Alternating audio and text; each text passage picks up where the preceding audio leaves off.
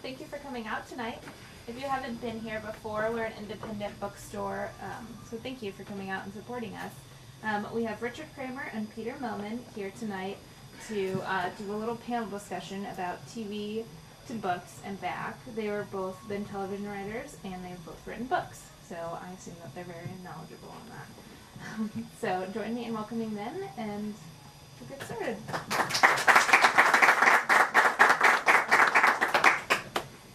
How do we begin this? Should we just talk, or? Go ahead. Yeah, let's talk. Do we talk in here? Mm-hmm. Well, probably the most first of all, I just want to say that Peter has written a book that I think is called Mandela Was Late, which is a collection of comic essays that I think are, and I said this to you in an email, so it's not just kissing your ass in public, but compare with S.J. Perlman and Woody Allen in the comic essay form, and he's got a wonderful voice that inspires you to think like him, and makes you want to write like him, which is impossible because what he does is very, very difficult.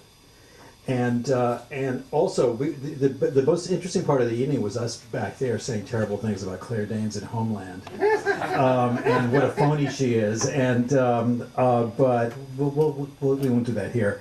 But I'm honored to be here with you. I'm also honored to be back here because this is where I did my first presentation reading from the book in November of last year. And I was so nervous and so sweaty and so eager to please, and now I don't care anymore. So I'm happy you're here. We're going to try to make it interesting. We're both going to read. I guess take questions as it happens. Yeah. Do you want to take this? It's funny. I used to play in a Tuesday night basketball game in New York, and after every night we'd go to a coffee shop and stay up late. Oddly enough, smoking after the game. And then I couldn't wait to get home because I always recorded 30-something. And I was like a 30-something freak. So I was always very aware of who the writers were, even before I had ever been in TV. And your episodes were incredible. So I've always kind of followed your career in a weird way. It's just such a strange thing that we're finally meeting for the first time tonight, because I have followed your career for so long, and I know Marshall and Ed. And, I once said to Marshall, I said, Richard Kramer's episodes, it's like he's kind of like the John Updike of TV in his episodes, there's just like that suburban angst and that inner family stuff. So I hope you would take that as the greatest compliment I could give, because I'm a John Updike freak. Thank you. First, can I take this? It's really nice to hear in Peter's book. There's an incredibly funny essay about, is Philip Roth using doping, to do all these great books after 60, which is a great idea and is entirely probable. But I was just thinking in the car about the Seinfeld characters and the 30-something characters, and each of the Seinfeld characters would have been judged extremely harshly by the 30-something characters. Right. So they would have had, dismissed them in a line. You guys were all moral and ethical, and our people were just completely amoral and just conscienceless. And empty in the best way. Oh, yeah. Yeah, in a good way. That's why I wrote well for that. And I just want to say one other thing, though, that I thought about. This is just, about Peter, is that he had written something that was Larry David had read. You wrote something that Larry David read that Right. brought you onto the show. Yeah. And you had not written the script before. That is correct. And that, I thought about that. And Larry David is, to me, I think probably to everybody else, I'll be very hyperbolic here, but I would say the great comic mind of the last 20 years. You may not agree because you work closely with him, but that, from the outside, that's what it seems to me, as you sort of add up the last, sort of understanding of what is comic in America. And the core of Seinfeld was so sharp and smart that it was like a magnet that attracted the right people to it.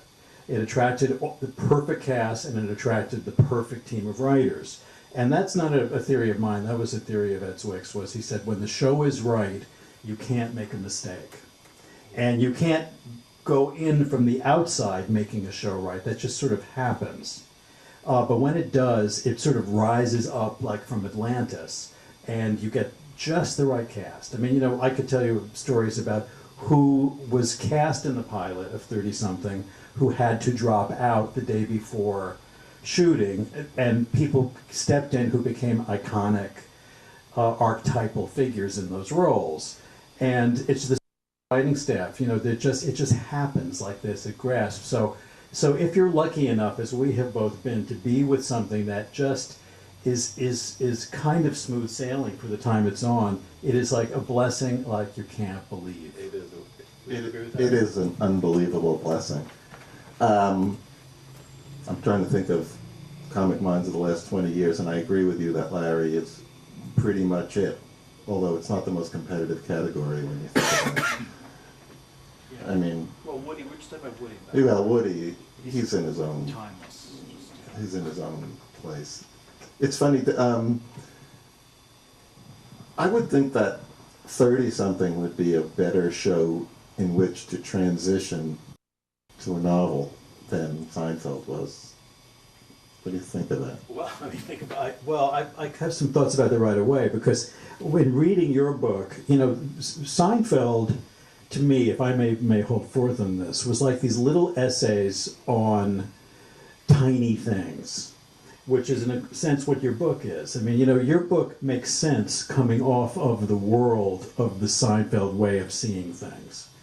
It connects to it. And my book, I think, connects to the way we did things, too. I mean, my book is, about a contemporary modern family in crisis, trying to make sense of how to, this reminds me of a thing. I said to Ken Olin, the last day of shooting on 30-something, he was standing around, he was always in a bathrobe before he worked, and he would just come out and then they would put him in his costume right away.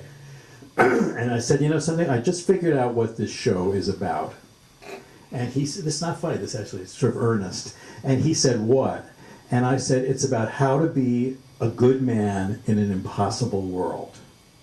And he said, well, that's not how I see it. And he went out and did his last shot of the series. But that is what this book is about. And it's just, I keep telling the same fucking story that I've been telling since I was 5 years old. I can't help it. I don't plan it ahead of time. On some of the shows I've been on, they've let me do it. And nobody stopped me. And the book is, I think it's like a 30-something episode, at 250 pages. And I mean that as a compliment to me. But it's so current. It's unbelievably current. I mean, the voice of those two kids in the first chapter is so unbelievably pitch perfect. I mean, because I have a lot of friends who have kids, because I figured, since it takes a village, why do I have to have them? I could just be part of the village. You know what we concluded about Seinfeld, though, about what the show is about? We concluded it was a show about misogynists, for misogynists, by misogynists. Which is not really true, but it sounded like a funny line. It's a good one. I mean, we were pretty rough on Jerry and George's dates, I'd say. But, dating stories. It's also interesting what you said about drawing the right writers in and the very small ideas, because that was one of the problems I started having over the years with the show. Because we started to get this kind of huge influx of Harvard people, an institution for which I have absolutely no regard. And, I thought it kind of at times brought a certain middle Americanization into the show, which kind of bugged me. And the storyline, and the fact that, our budget got to be unlimited was not conducive to writing those small slice of life stories, which is, what I always want to do. The last episode I wrote was Yada Yada, and if you think about it, the stories are really tiny. Almost like stuff that happened, in the first couple of seasons, and I was really, really proud of that.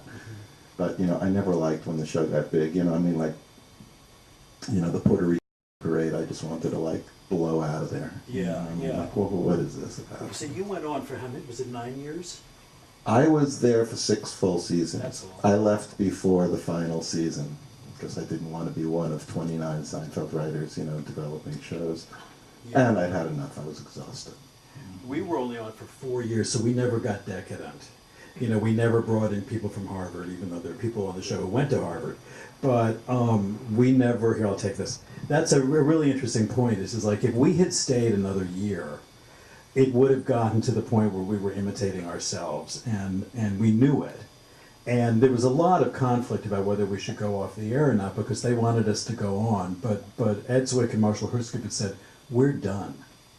We are done. Too many people are writing good spec scripts. And when that happens, that means that we're not doing it ourselves anymore.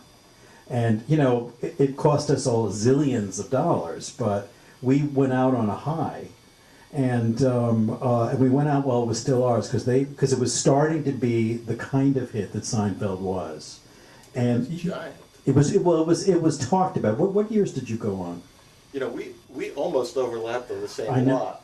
Were you at Radford? I was at Radford, but I started, my first year on Radford was 91, 92, and you left, We I left think. that year. Yeah.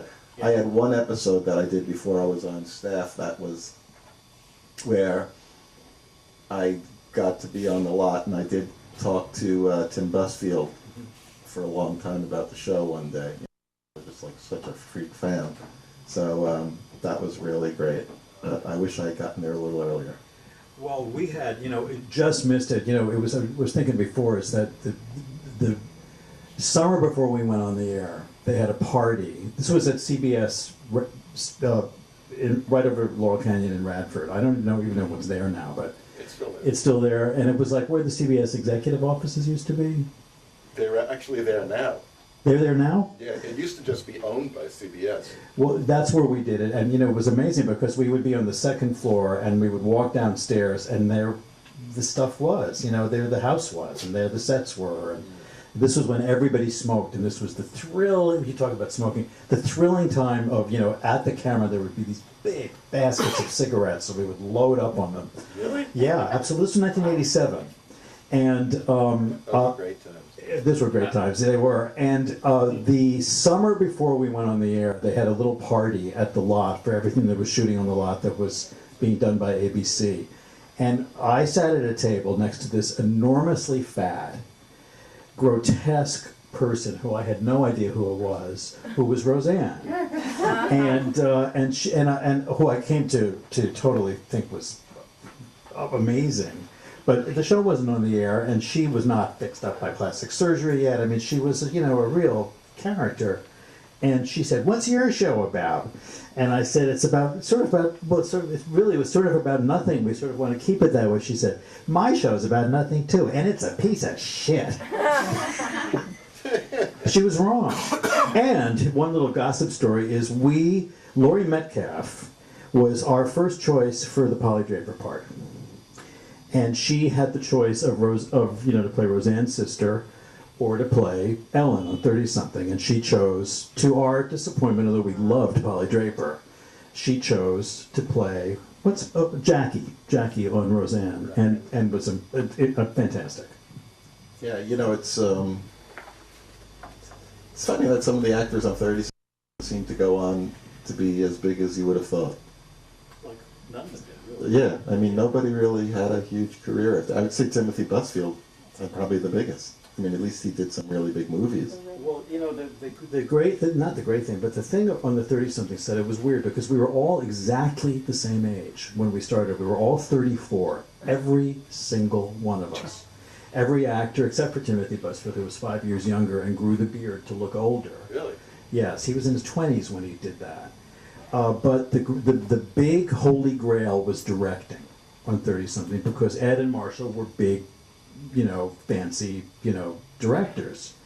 And they were, you know, having feature careers during this, and everybody wanted to be a director. And I think that the 30-something actors were fantastic. And, you know, like Ken was, every one of them, you know. And they all became bitten by the directing bug and all went on to have directing careers. You know, Ken has not stopped working. You know, Melanie Mayron has not stopped working as a director. Peter Horton has not stopped working as a director, and that's a long time. Such a racket, that directing. It's a racket. Like, you know, I'm God all of a sudden. Yeah. Because I can say cut and get the whole thing. You know, it's funny about the, you know, you have worked mostly in creative writing your whole career. I started out in journalism, so I was very used to looking outward and reporting on the world, and suddenly I found myself on Seinfeld and had to look inward and had to try to coax creativity out of myself, and that was a long, long quest.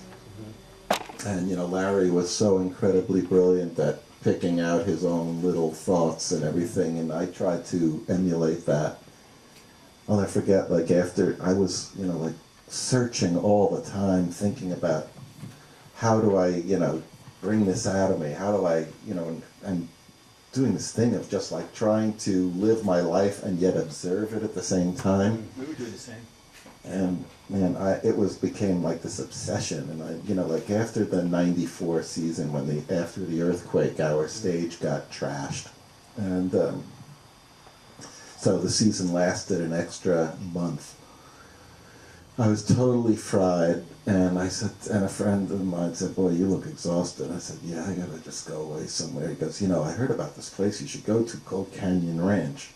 I said, "Arizona." "Okay, I'll go," without even thinking about it. So I go there, you know, there's so much money flying around that I wasn't even really paying attention to how much it cost, but it was like $500 a day, and which I kind of got a glimpse of when I walked off. When the first second I walked out there, I saw Courtney Love being carried around by two guys. So anyway, as it turned out, it was Mother's Day weekend, which is kind of funny because it was all like mothers and daughters, you know, getting full spa treatments for the weekend, and me. And the first day, this is great, the first day, $500 I spent watching NBA playoff games in my room. Then I started trying to at least socialize a little bit, and everybody was talking about health, fitness, and everything like that,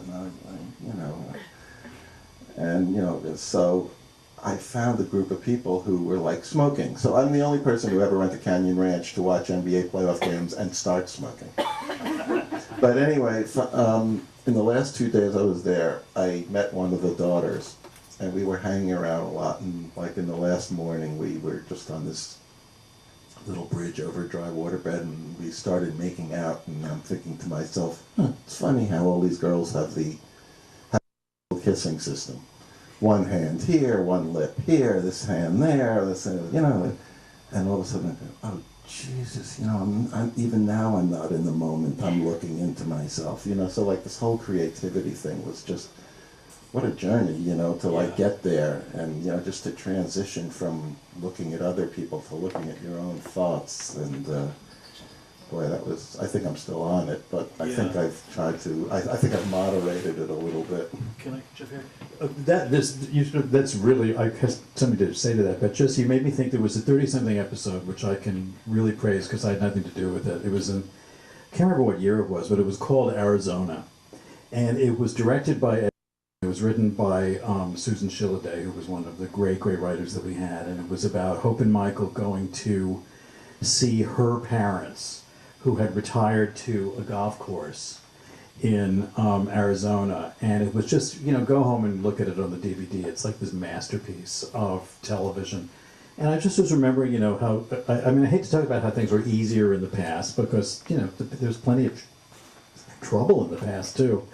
But Shirley Knight, who was a great American actress, played Mel Harris's mother. And all we had to do, we just would sit down and we'd say, who would be cool as Mel Harris, as Mel's mother? Mel would be saying, I want Shirley Knight. So we would pick up the phone and we would call Shirley Knight, and she would be on the next plane out. And that was the case with every single one of the guest people that we had. We just called them up. And they didn't have to be approved. Some of them came out on their own dime because they wanted to be part of the show. And they were proud to be part of the show. And there was no, I imagine you didn't have too much interference either. No, I had the exact same thing with... When I casting Mickey, the little person, casting his parents, as I'm writing the scene, Mickey with his parents, I just continued writing and just said, played by Robert Wagner and Jill St. John. And next day they were on board. It was unbelievable. We were talking about instant gratification before back there. The instant gratification of that, of writing a script, shooting it, and it being on the air all within, a month or two. Yeah. With these books, it takes forever. It takes forever. It takes forever, and you don't make a nickel. So what we're saying is, if we're talking about the transition, don't do it. Unless you got a real movie, something that's really a movie. Yeah. But- it's just, but when you wrote your book, we should segue to books now, because you want to do more gossip about that. This isn't even gossip, this is interesting to me. These are stories I have not told. And one of my goals for tonight, because you do so many of these things, which is a very nice problem to have, but you become very hardened in what you say, where the laughs are, how to change just a little bit, and it gets a little bit corrupt. And I just wanted to say stuff that I'd never said before. First, one of the things I'm happy is that anybody is here. Which is I've played to empty houses, believe me. I went on a tour. But you killed. I killed, but nobody knew it except me. Well, there's a dog here, which is fantastic. But anyway, does anyone want to hear any more gossip questions? Then we can get right into books. Want to say anything? Yes. I just have a question. Talk about the death of Peter Horton, Gary. What prompted that? Was that a long time in the making? Not really. It's so funny. It's basically long enough ago, and I'm now old enough. I don't remember everything. And if I don't remember it, sometimes I make it up. But that, I honestly don't remember the discussions about that. I just remember that in retrospect, I knew that the idea was to kill. It sounds ridiculous, but to kill Patricia Wettig. And that sort of emerged within 2 weeks, the thing about killing Peter. And Peter Horton, part of it was, some of it is just practicality. He didn't want to be on the show anymore. He wanted to go off and be a big movie director. And so more power to him. And, they were very good, Zwick and Herskovitz, sometimes, about giving people what they wanted. And I don't know if you had this, but I was remembering today, I said this to somebody else, is the very first season, the actors were very full of, we're writing this basically, and this is our life, and, we would say these things, and, and we don't like this line. So, particularly the women would sort of troop upstairs to the offices and say, I'm not going to say this, and they would walk into the nameless person's office, and then we would wait for them to emerge in tears. Because the rules were, you do not have say unless we give you say. And it was it like that with you guys? They said every word as written. And if they had a problem, they got the scripts a month ahead of time, they could talk to us then and do it. They could not do it in the moment. And that's why the show ran like clockwork. We never were behind. It was never any kind of, crisis of script. There was never anything. Everything was like a machine, and but the show was not like a machine. Yeah, we didn't really have that problem with the actors, I have to say. It was incredible. I mean, once in a while Julia would be a little upset that she was light in several episodes, and she had every right to complain about that because, it was funny because everybody on the show loved writing for Kramer and George, and I really only liked writing for Jerry and Elaine. Kramer, I couldn't even, he was so far outside me that, and it took me 4 years to realize what to do, which was, originally I had this idea about Jerry having to switch to boxers because he had a low sperm count. It just seemed like a Jerry story, and then all of a sudden one day I said, what if I gave that to Kramer? And then I realized that all I have to do is take stories that would be good for Jerry and shove them over to Kramer, and he'll just act it into a whole other place. But I always liked writing for Julia and Jerry, just because they were kind of more normal. So I have this kind of obsession with birth control, so I did like 3 episodes about that.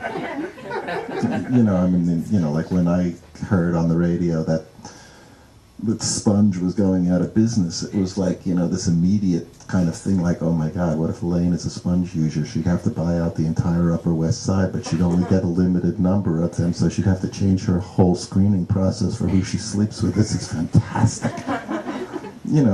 I just, I was so happy to have good stuff for Julia too, because, if there was all the really great episodes had very strong Elaine parts, except for the outing when, not that there's anything wrong with it. She was very light in that episode. And I happen to be very proud of that episode because it kind of trashed our own liberalism. That whole, not that there's anything wrong with, like, you have to say that, even though they're, like, saying it like, they think we're gay, not that there's anything wrong with it. When obviously with their face, they're saying, wow, there's something very wrong with this. And the funny thing is, and I had written the episode, Susan, George's girlfriend, appears as a lesbian, and George thinks that Susan, the girl we killed, Heidi Swedberg, and Heidi wasn't really, and lovely girl, she wasn't very good, and it took a lot then to get it out of her, and I'm pretty sure in a way that's why we killed her.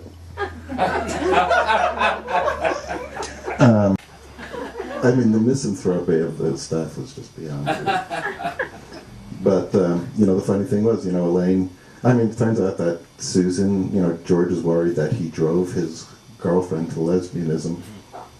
And so that combined that with not that there's anything wrong with it, and we win a GLAAD award.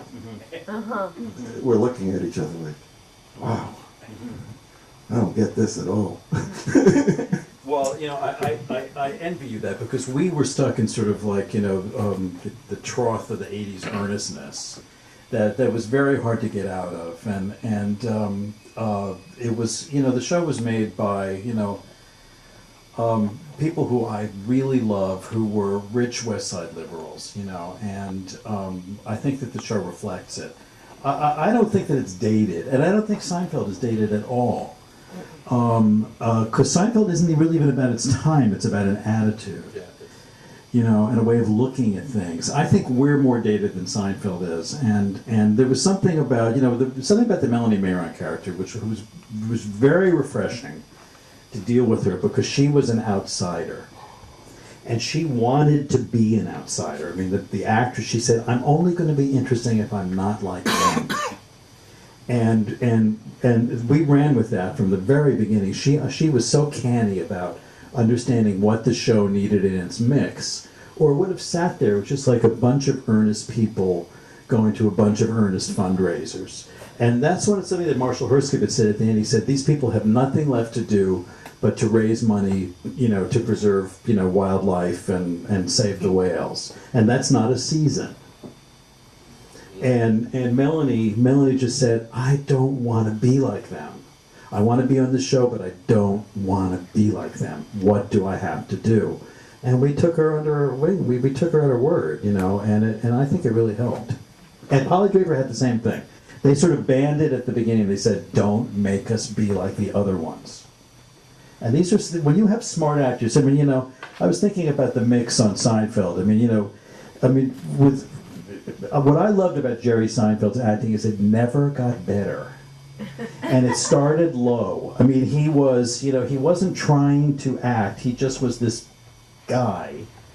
And yet Julia Louis-Dreyfus was so brilliant and so grounding, and so was Jason Alexander. I mean, unbelievable. And we had a cast full of heavyweight actors.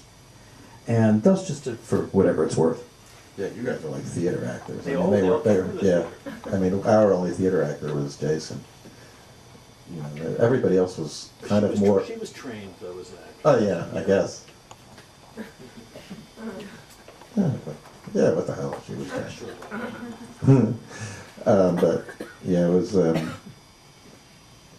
always thought that we killed off Heidi just because, you know, her acting wasn't up to it.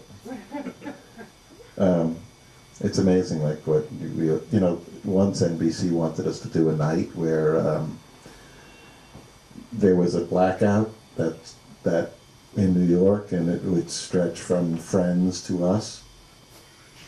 And, you know, of course, Larry looked at them like, yeah, right. But I said, Larry, you know, and I had said to Larry, I said, wait a minute, don't dismiss this so fast, because, you know, if we have them on the show, we could maybe kill Chandler. And Larry said, that's not a bad idea. You think they'd go for it? I said, Larry, I said, look, they went for a whole episode on masturbation. I mean, I don't see what the big deal is of killing off that one actor. Yeah. But it was a funny idea. I was just curious why you'd want to kill off Chandler. Oh, because it was the... Character kind of. I mean, lately I didn't really think... No, I'm sure he was very funny. It was just the only name I could come up with at the time. I mean, like, if I had thought of Ross first, I really never saw the show. Oh, okay. I was always amazed that Friends could be as popular as it was and yet never occupy... Other than, Say that in the book, yeah. other than Jennifer Aniston's hair, it didn't occupy 1 inch of the cultural landscape in this Not one. country. It's true. It's totally true. I mean, you know, how could you not have one, you know, double dip or one, you know, just something, an expression, something that, you know, like penetrate? But no, they were these 6 people who basically operated within their own universe under the guise of New York, and then they let a few people in to date, and that was about it. Yeah. And Elliot Gould, and you know, and that was it. Very true. Very true. But I was just thinking about that, about lesbians on television, and just thinking about Jessica Hecht, who I believe was a lesbian on Friends. Didn't she? Wasn't she Ross's girlfriend or something? And I was just thinking, Ross's ex-wife's girlfriend. Ross's ex-wife's girlfriend, and just seeing her in that little moment on Breaking Bad last night. Oh, you didn't see it? I don't want to ruin it for you, but just she has a significant 15 seconds. Did anybody see that last night? Yeah. Oh, yeah. Amazing, amazing, amazing, amazing where it's going. But that's a show. When I see something like that, I just think, I could never think of that in a million years. Who are those people who can think of that? Do you have that same feeling? More about The Wire. Oh. Because The Wire was just, I mean, you know, the thing I loved about The Wire is how it looked at the same problem from so many different angles. Yeah. And of course I love the journalism part because, you know, I still have like a lot more respect for journalism than I do for, you know, show business. Should we talk about our books?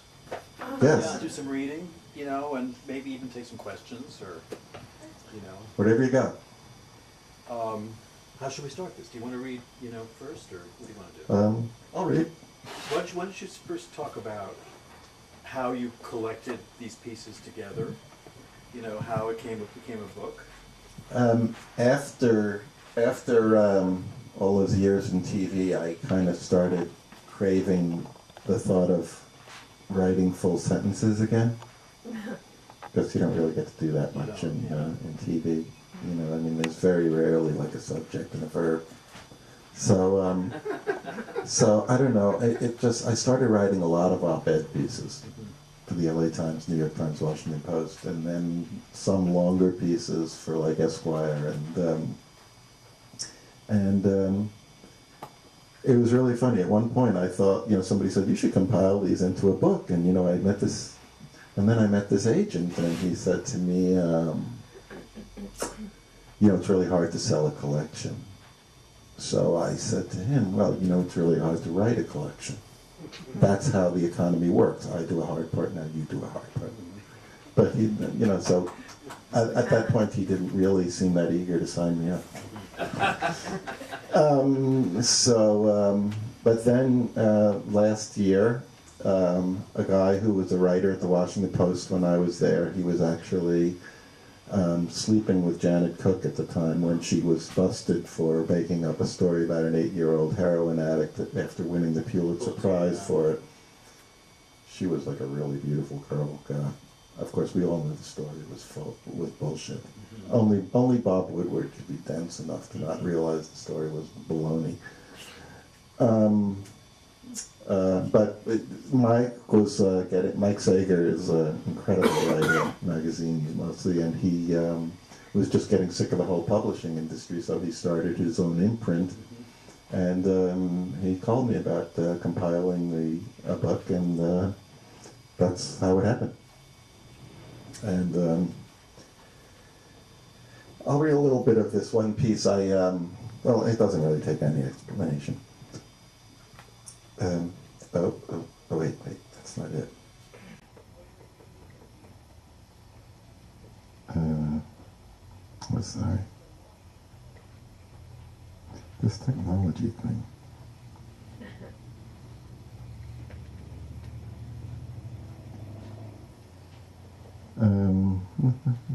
Oh, here we go. Okay. Hello.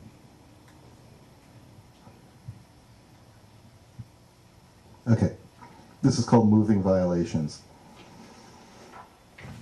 One night at a dive on Franklin, the waitress was so beautiful that if she'd lived in any other city, they'd be naming a street after her.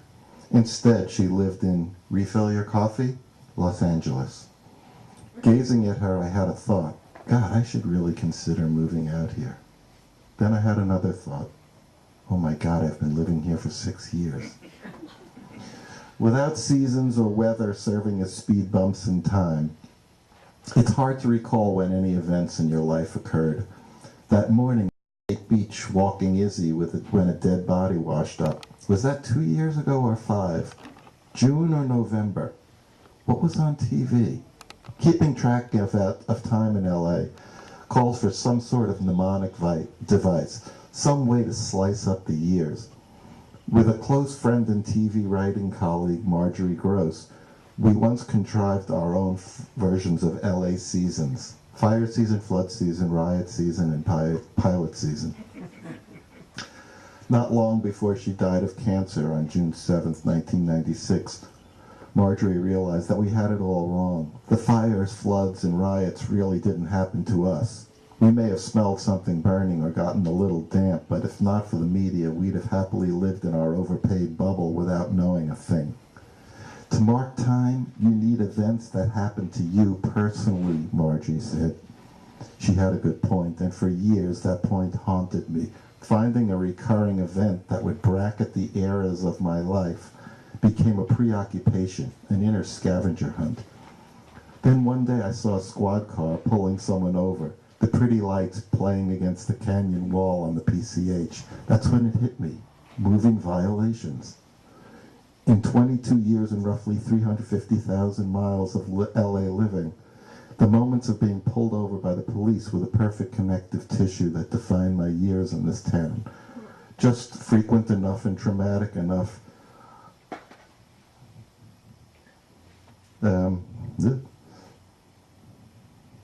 Anyway, okay.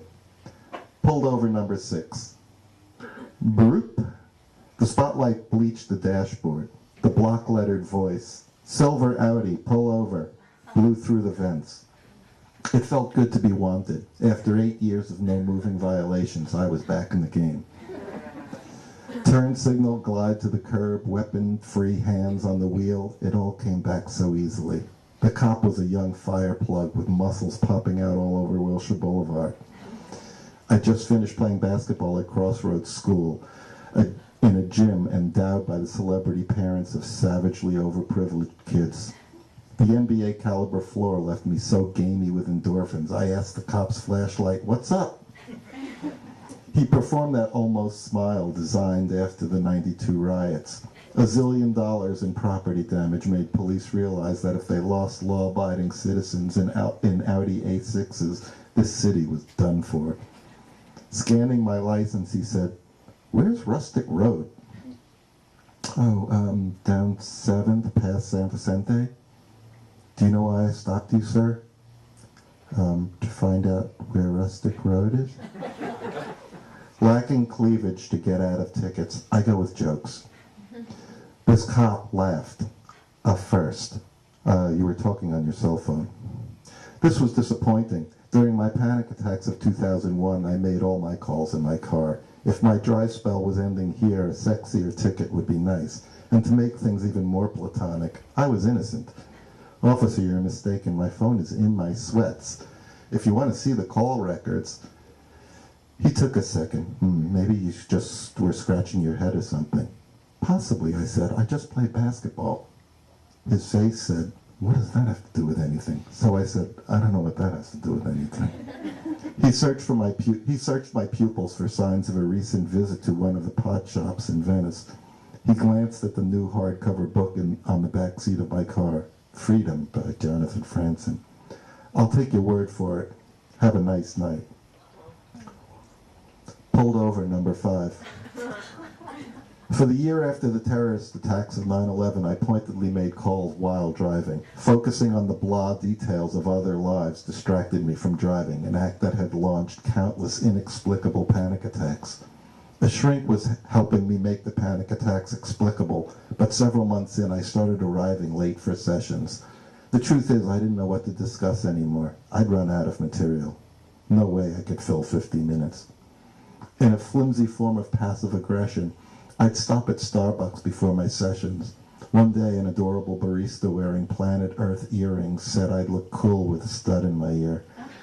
I told her I didn't like intentionally puncturing my skin. Her thrilling laugh supplied me a therapy topic for the day. Minutes later, in my Audi, I listened to my mother in Queens gleefully recount how she returned a sweater she bought on sale and got $10 more than it cost before the sale. The dopey sales girl didn't care. She told me it's not her money. That sparked an idea. Record conversations with my mother and compile them. With my development deal at DreamWorks and access to Steven Spiel. Oh, wait. I'm not sure that a not-for-profit oral history was part of the signing bonus. Peter, are you getting pulled over? No, Mom, I have to go. But I do have to go. License and registration, please. Wasn't I in the flow of traffic? There were no other cars. Really? I'm going to my shrink, so it's not like I'm in a rush. Are you mentally ill? As yes, no questions go, that was a good one. When you have panic attacks, it's one you ask yourself. When I noticed that the cop resembled Lee Harvey Oswald, my heartbeat revved up a little. Do you need to call your doctor or tell him you'll be late? Oh, it's a she, and she's just an MSW, not really a doctor. Do you need to... No, I actually try to be late because I have nothing to talk about anymore, officer. Talking, even this idiotically, slowed my pulse rate just like the time a panic attack was instantly soothed by the words, 911, what's your emergency? I got to therapy 30 minutes into the session. Please excuse Peter's lateness. He was doing 52 in a 40 zone. The therapist eyed the Starbucks cup. Did you get the coffee before or after the ticket? Highway implies fast. Even if you've traveled the road 1,000 times and know there are sneaky red lights and crosswalks coming up, those long straightaways make you race. When the sitcom you created has recently been canceled, names of network executives find twitchy nerves in your head that push your foot. Brr? Where are you going, sir? Channeling Get Smart. Would you believe Daytona? The cop's face went clinically dead. Sorry, but such a punchy line. Organic to the situation, really. Deserved better. And don't kid yourself, I delivered it nicely. I've been around funny people. I know what a good delivery is. Sir? Oh, sorry. I had a thought about Seinfeld. See, I used to be a writer. Oh, and the cop looked at me. I hated the last episode. Well, the officer checked on my fugitive status. DreamWorks called. ABC said they'd hoped I pitched them another show. A hippie who looked like he'd been preserved in formaldehyde slowed to a gloat as he rolled past in his dented Volvo. Maybe now you'll slow your pig car down when you drive through Malibu. I told DreamWorks I wouldn't do another show for ABC if the future of Israel depended on it. That line got around town. A pricey fine and a dinged reputation, all in one traffic stop. As I drove away minutes later with my ticket, she called. When my DreamWorks deal began, 7 months before, it was embarrassing to hire an assistant to take care of my tiny little life, but apparently you get used to stuff. Do you want me to take the traffic school test for you, she said. Oh my God, that would be so great. Pulled over number 3. After Seinfeld shoot nights, the writers and actors would meet at Jerry's Famous Deli in Studio City to review our biggest regrets about that evening's episode. It was such a can't-miss ritual that Dee, I keep making up an initial for a name there, an actress on a lame show with whom I was having an intra-studio studio lot affair, understood when I told her that I wouldn't be home till late. One night over black and white cookies, Jerry said he preferred doing the show in L.A. because with all the long hours, he'd feel like he was missing out on something fun if we actually shot in New York. Oddly, his attachment to New York made me realize that L.A. was my home. In the deli's parking lot at around 2 a.m., my friend Marjorie, a fellow Seinfeld writer, said she wouldn't sleep because she had chemo the next morning, so it would be okay to call her as soon as I reached my place in Venice to report how long it took me to get back. I had never beaten 23 minutes, and she couldn't grasp my failure. It's not the sound barrier, Peter. What's so difficult about going a little faster? I told her I'd try and call her the second I got home. Being friends with Marjorie at this point entailed a lot of reporting in. When it came to anything personal in my life, no matter how trivial, she needed to hear it first. Borrowed time isn't satisfied with secondhand news. On the on-ramp to the 101, I glimpsed Cato Kalin in the next car. Jerry had met Cato at a party months earlier and said, "So, Cato, what the hell happened that night?" It was a perfect Jerry line, but now seeing this major witness in the trial of the century driving alone in the dead of night made me wonder how I could love L.A. so much while being pretty sure it was the saddest place on earth. Monster cranes lined the perpetually under construction 5. Like luminol on blood, trillion-watt spotlights raised livid gashes in guardrails and black skid marks that swerved across lanes. Peace of mind in L.A. depends on sublimating the massacres that have taken place just below your feet not too long ago. On the West 90, flicking between rock stations in my 92 Saab convertible, I vetoed Don Henley's regular complaints about the city and settled on the talking heads for a wide-open 2.7-mile freeway, originally built for God knows what reason. Boop? Sorry, officer. I'm coming home from a Seinfeld taping. I'm a writer. I got caught up on the song by, Bachman-Turner Overdrive. Before profiling went mainstream, I profiled the cop. BTO seems like white cop with a mustache music, no? I have you speeding on radar, sir. Did you ever catch anyone on sonar? He looked at me as if I were talking in pig Latin. You were going 70. My next words kind of slipped out. 70? That's the slowest anyone has ever driven on the Marina Freeway. At home, I called Marjorie and told her what happened. I was worried. You need to get a car phone. No, never. Around 3:15, I awoke to the sound of automatic weapon fire. Dee, the actress, screamed in her sleep, then jolted up. The gunfire had undoubtedly come from a half-mile away in the Oakwood section of Venice, which for a time had one of the highest murder rates per square mile in America.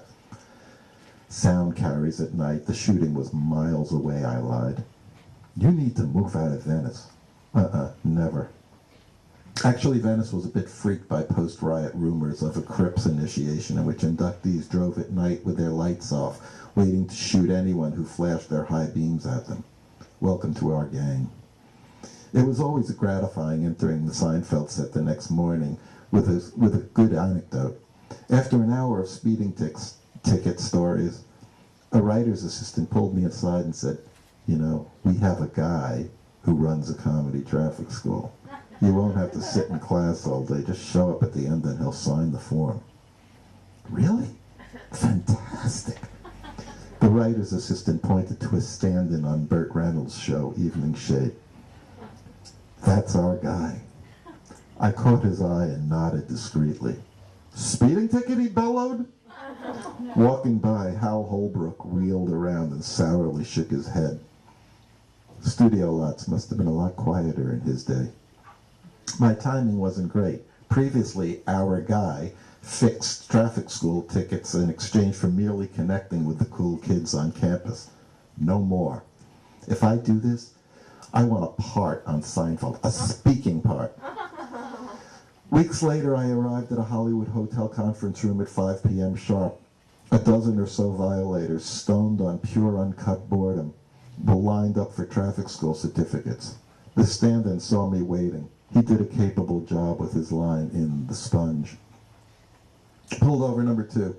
Okay, this episode wasn't technically a moving violation, but chapters in autobiographies are always bracketed by some squiggly lines, so just go with it. For the most part, I've deleted from my resume the fact that my first TV job was writing one episode of Wings, an NBC sitcom created by 3 writers from Cheers. A few weeks in, I realized that I'd been writing lines for Steven Weber's character that should have been written for Tim Daly's, and vice versa. The morning after my realization, I hit Washington Boulevard in Venice for a to-go cup of coffee. I planned to try a place on Hill Street called Starbucks, but there was no time. The lines were so long you'd have thought the coffee was laced with heroin. When I walked out of Joni's Coffee Roasters, a police car was blocking my '89 Sentra, which in my fog I somehow parked at an angle. The front wheels trespassing a parking spot directly outside the store entrance, the back wheels in the spot just left of that. A mountain of flesh in uniform stood over my trunk, his eyes locking in on me the closer I got to my car. After sensing my ignorance/innocence, he explained that armed robbers park diagonally for quick getaways. He blocked my car, quote, to prevent a potential high-speed chase. "Sorry," I said, "I wasn't thinking. I have to get to work early. I'm a writer on a TV show." Then at a first stab at coolness by association, "It was created by Cheers writers. It's called Wings." The cop looked at me. "Never heard of it." I said, "Yeah, neither had I before I got the job." "Look, go to work, but if you ever do this again, your ass is mine." I said, "Thank you." Then, "Hey," he turned around. "Those high-speed chases, they must be pretty hairy." With a smile that could chill Norway, he said, "Sometimes they're fun." On the Wings set, my armed robbery story sparked one response. "Is your script done?" A week later, I had a second date with a neighbor. Upon hearing the words, "Wings fired me," her face scrunched up. She eventually moved back to Denver. Pulled over number 1. As a freelance magazine writer in New York, I avoided personality profiles, but after moving to LA, I needed money and took on all comers. Profiles for Us magazine were my cash machine. Billy Baldwin, Jennifer Jason Leigh, Patti LuPone, Arsenio Hall, all people of interest in the summer of 1989. Nevertheless, I rented a sluggish AMC on floating credit. My rent in Venice was doubled out of the studio I'd recently left on East 63rd Street. Even with the bazillion celebrities in LA, my monthly nut was looking like a tough cover. Then I turned left from Delray Avenue onto Washington Boulevard. Brr. I reached into my glove compartment for the rental agreement. Freeze! Hands on the wheel! That's how I learned that people in LA carry guns. Back at the Venice Canals, an actress from Denver told me about a comedy traffic school. It sounded like a good story for GQ's comedy issue. The illegal left turn netted me a gross profit of $1,250. It was almost worth it. The traffic school comic had one recurring punchline. Next thing you know, you wake up dead. During a break, another detainee said that if you worked on a Stephen Bochco show, they had a guy who fixed traffic school. You just had to show up at the end of the day. I shook my head and said, that is despicable.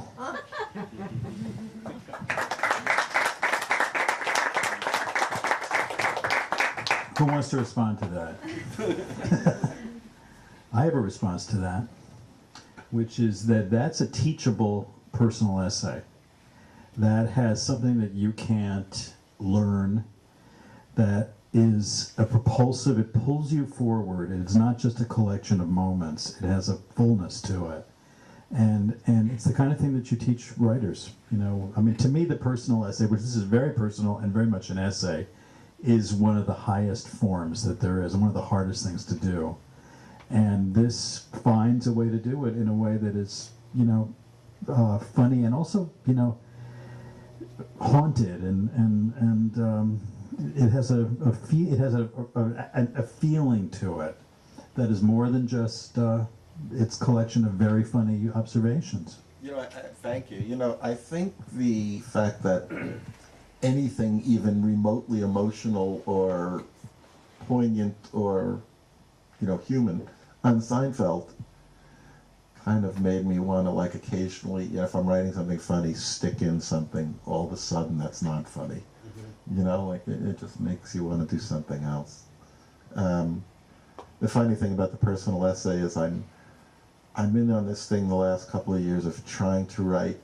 If I write a personal essay, I'm trying to use the word I or me as little as possible. I'm actually so, like, sick of first person that everybody, you know, like, if you look at any article in a magazine, especially like even the New York Times magazine, it's like 3/4 of the way in, all of a sudden the writer will go, I met him, like, the first time there's an I in there. Like, all of a sudden the writer is part of it, and it's just really annoying. So I'm like trying to, like, it's an interesting thing trying to write a first-person essay without using the word I at all. That's like the goal. Yeah, well, I think, you know, you're talking about a moment that happened, you know, it's hard to know how long ago it was, but not that long ago, when journalism became competitive with its subject. And journalists, you know, said, I have to be as important as the person that I'm writing about. And that, I think, you know, some of this is connected to the internet, you know, which is that everybody has a right to be interesting and important, and they don't. They just don't. Yeah, and have an opinion. Yeah. I don't believe everyone is entitled. I do not believe everyone is entitled to their opinion. I believe they are. I just don't believe they're entitled to say it out loud. Say that again. Yeah, great. Yeah, I think they heard me. So go ahead. Oh, do you have anything more you want to say about No, I want to hear. Well, let me just I ask. want to hear your voice on these characters. You will in about. Is there like a personal essayist? You know, like a who you particularly, you know, admire? That's a good question.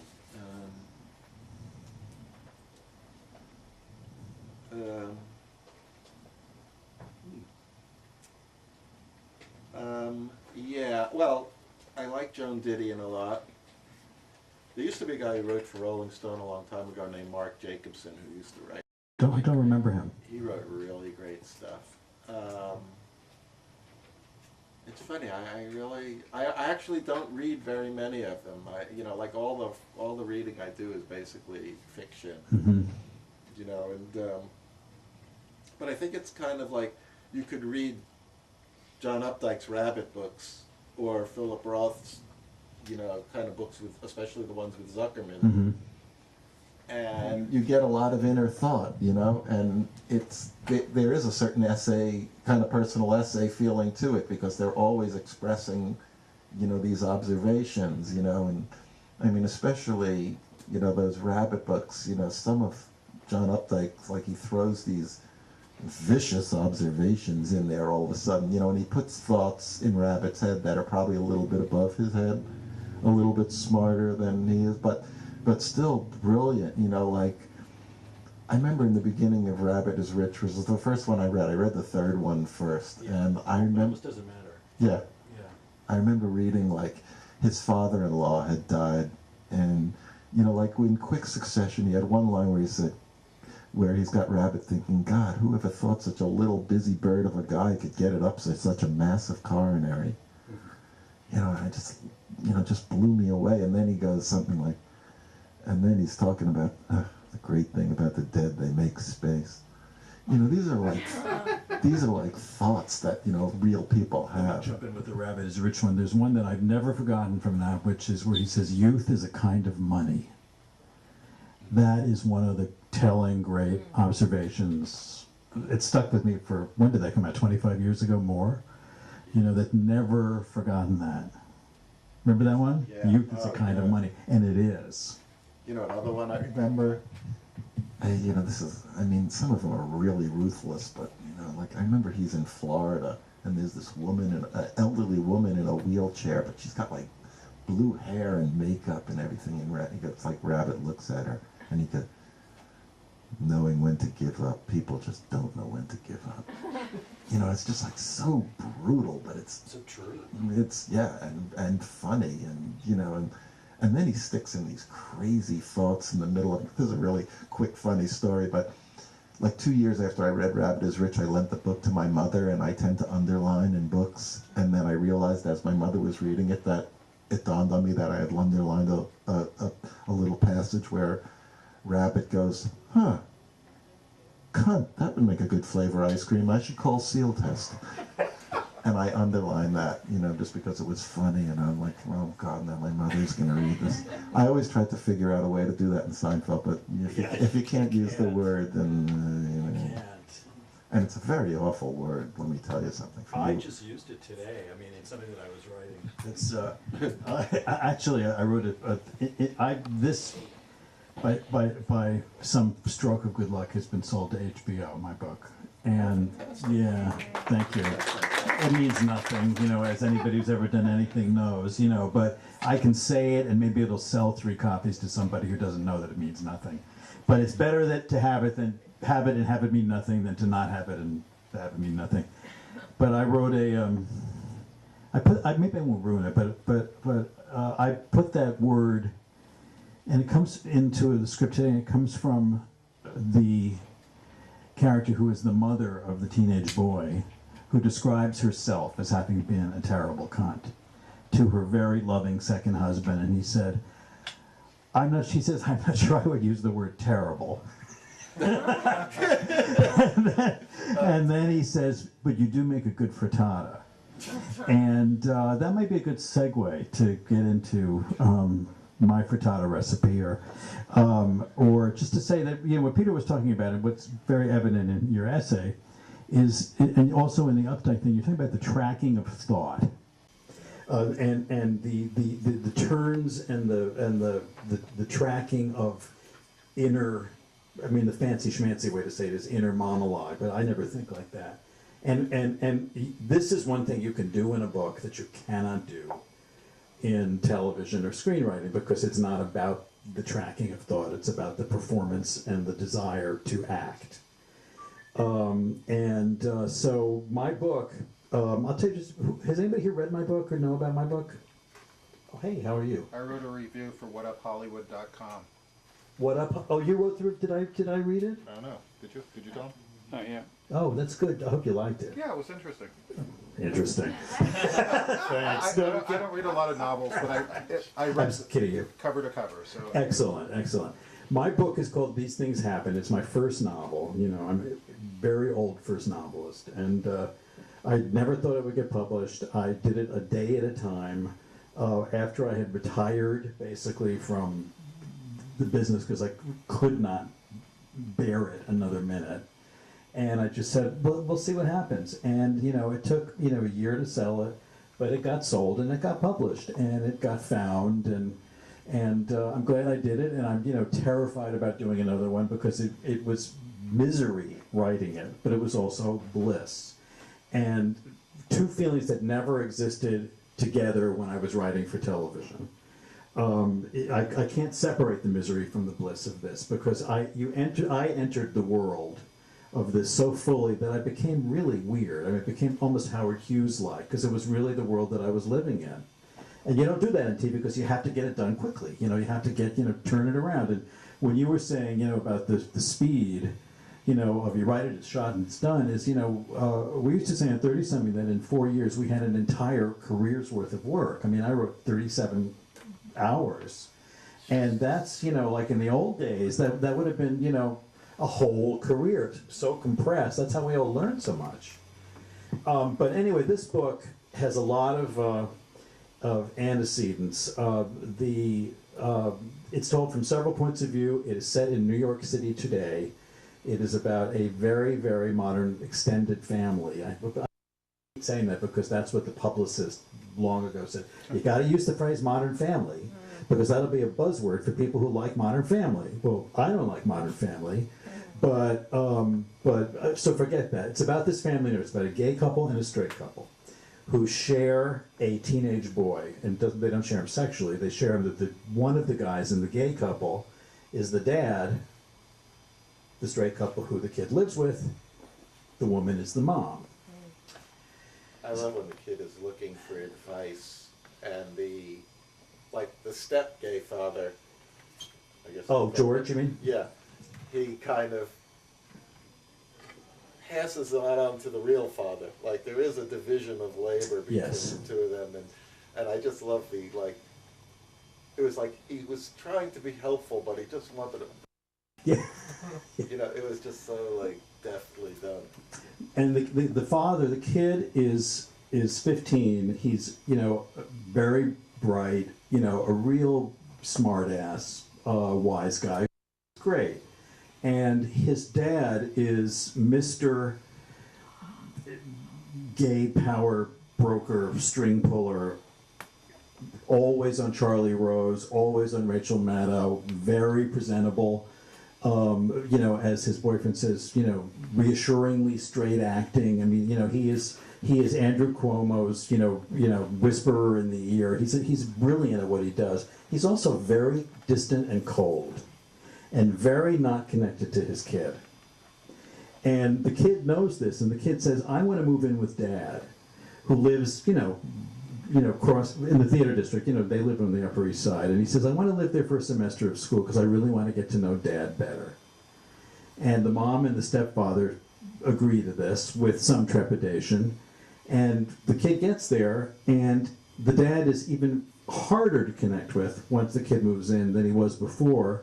But the boyfriend of 10 years, who is not married to the dad, who is a former chorus boy, who is sort of the low man on the totem pole of all of these super achieving New Yorkers, becomes, I hate to use this phrase, the surrogate father of the boy, in that he connects with the kid effortlessly and without self-consciousness, and the kid just gravitates to him as a sort of a model.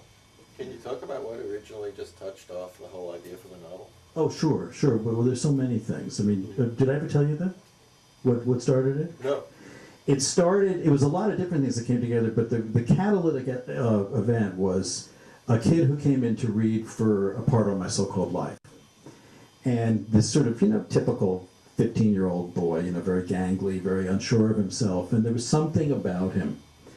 And he didn't get the part, but he talked to us for a couple of minutes after the audition, and he said, "Can I tell you guys something?" And we were sitting in the room, and we said, "Yeah, whatever." He said, "My dad came out to my family last night, and he's moving out of the house in a week."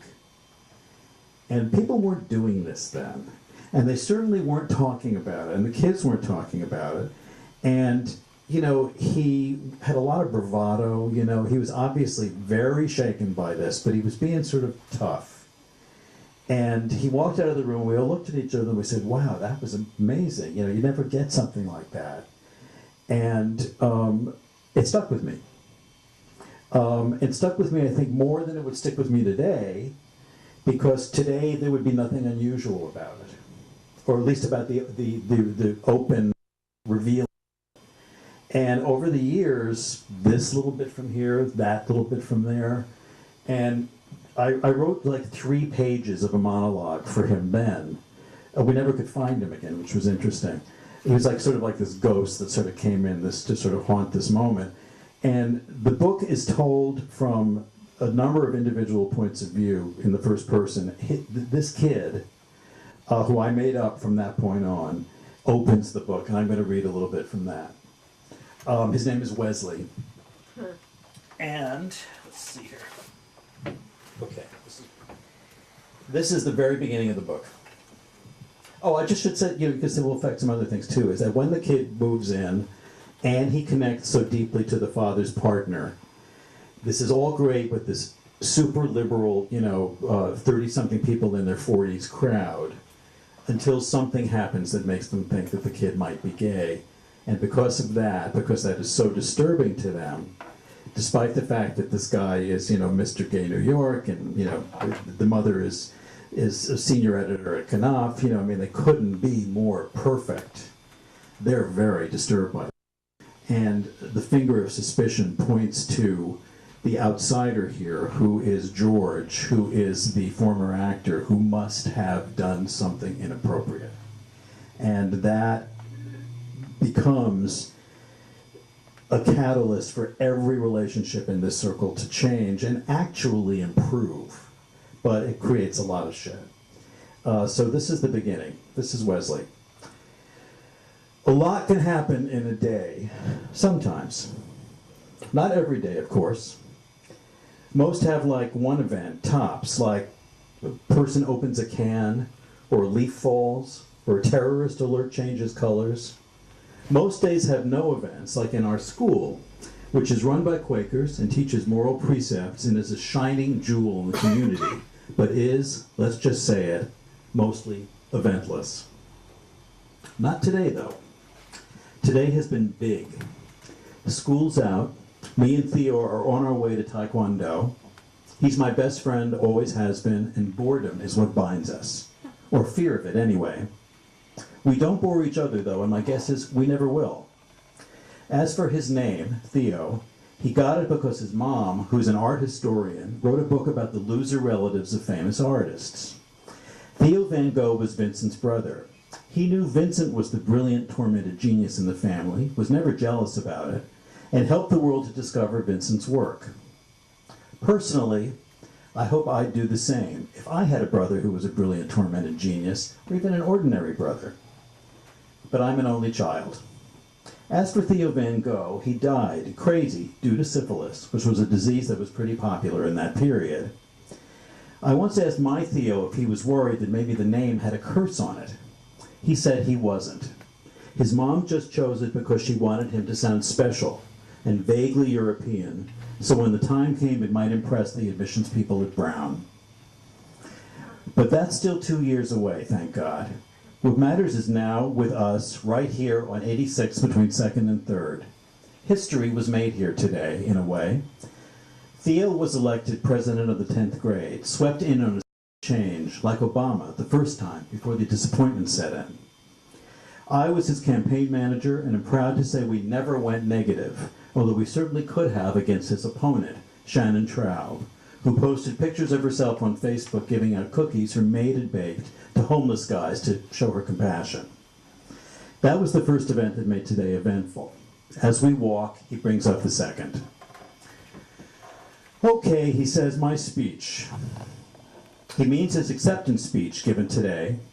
He is not referring to his plan to balance the 10th grade budget, have farm-to-table snacks in the vending machines, and to call an end to the Jerusalem settlements.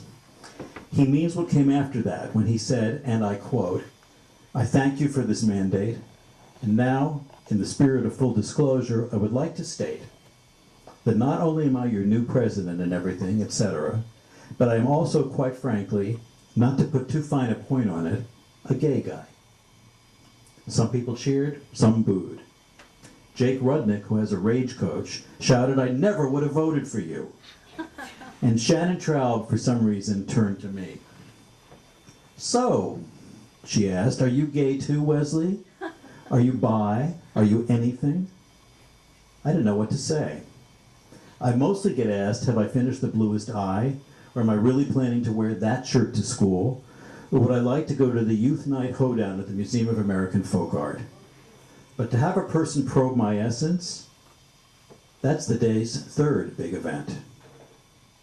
So I answered as best I could. Shannon, I said, go fuck yourself, which is more or less where we left it. Well, we can talk. Let's talk. Okay. Yeah. Shannon. Or anybody else. Shannon is so relentlessly bitchy. I mean, she's such a like. Competitive.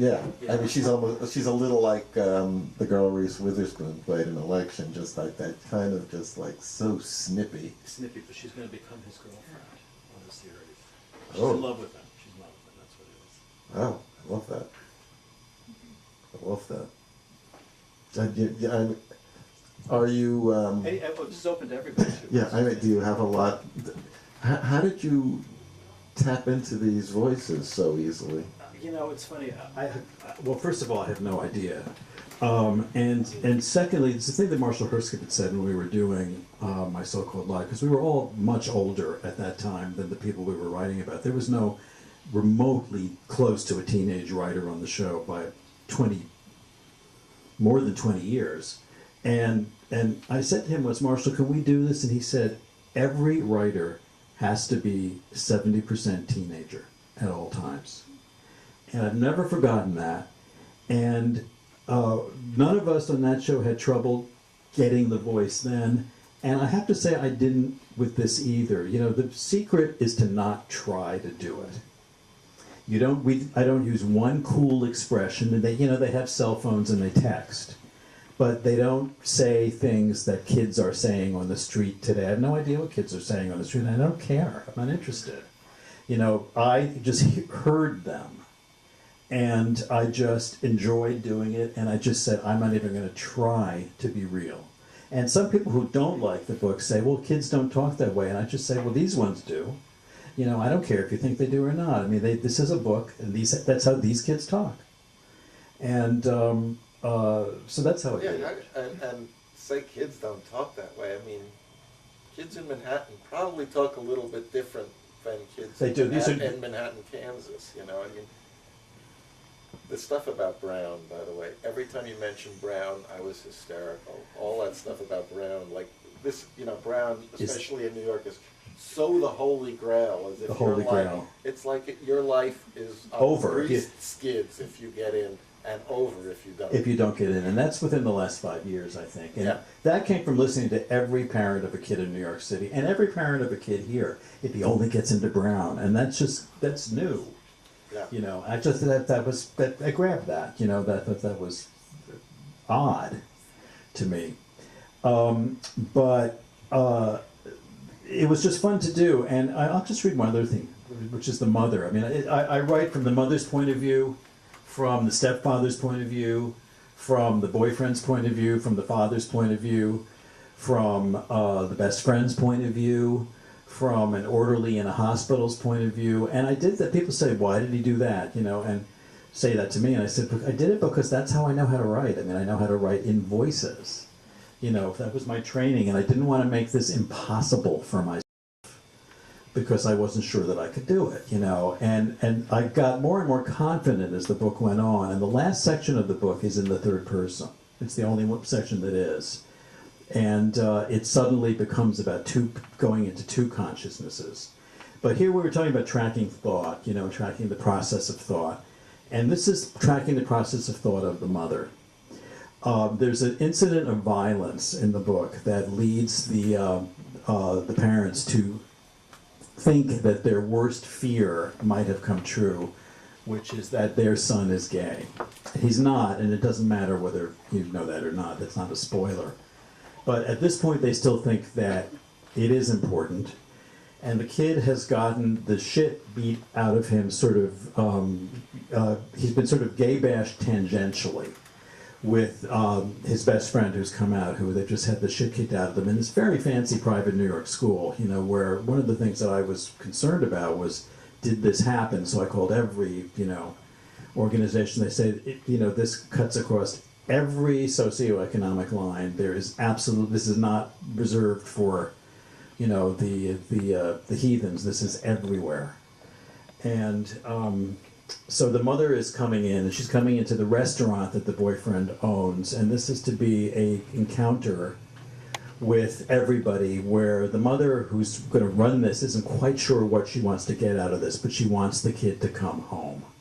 And this little experiment of living with Dad and George, which is his partner's name, is over. So this is her section. It's about 70 pages long in the book, and it's sort of the turning point of the book. It's 3 p.m. Her name is Lola, by the way. It's 3 p.m. and the city is perilous today. Yet another storm is moving in. Someone was stabbed on the subway, and a girder fell on 6th Avenue, crushing a therapist.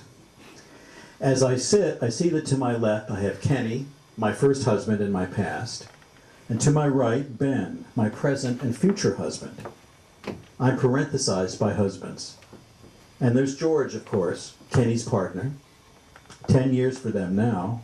George, who's not my anything. And there's no Wesley, my son, who is the reason we're gathered here in George's restaurant. Where is he? He went upstairs for a minute to check his Facebook wall, which always makes me think of the walls of Disparecidos. Is that how you pronounce that? It's Spanish. All the pictures put up by frantic mothers in terrible countries where sons can vanish in a flash. Wesley had to do this now, of course. It's always now. The world is suddenly filled with indispensable 15-year-olds. Enough, I say. I'm calling him. I look at my phone, which shows the battery dwindled to a stump of red, like the dead gray peg that lurks behind the most sparkling porcelain veneer. I have one call, if I'm lucky. As I touch the numbers, a churchyard's worth of text bells ring at our table. We are, all of us, except George, sought after and successful. Text. I'm an editor. 3 of my authors have won Pulitzers, won the National Book Award. I even have a MacArthur Genius. They bring me texts, we roll up our sleeves and make them better. Text, another assassinated word. But now's not the time to wish the world would go backwards. As Wesley's phone rings, I whisper words to anchor me, to remind me who I am and who I will be. I am Lola, farmer, bowman, corpsman, loved by my husband, admired in my field. I save buildings, promote literacy, raise funds for libraries. And now suddenly I am also a victim's mother. The victim being a formerly cheerful child who mumbles fine, if that, when I ask how he is, who lets me know my love is a burden and a bore, who a Sri Lankan doctor has held for observation to make sure he has simply lost 2 teeth and not suffered any brain damage.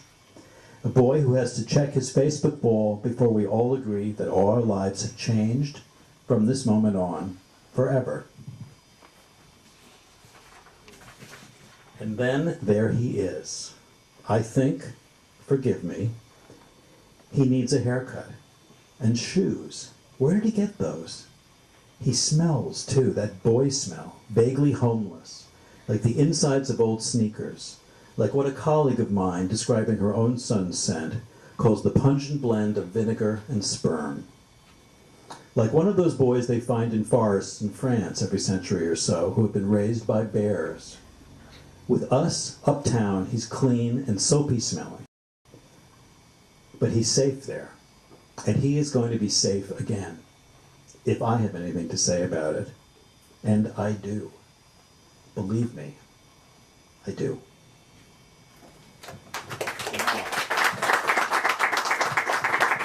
By the way, one of the things that runs through it that I love is your obvious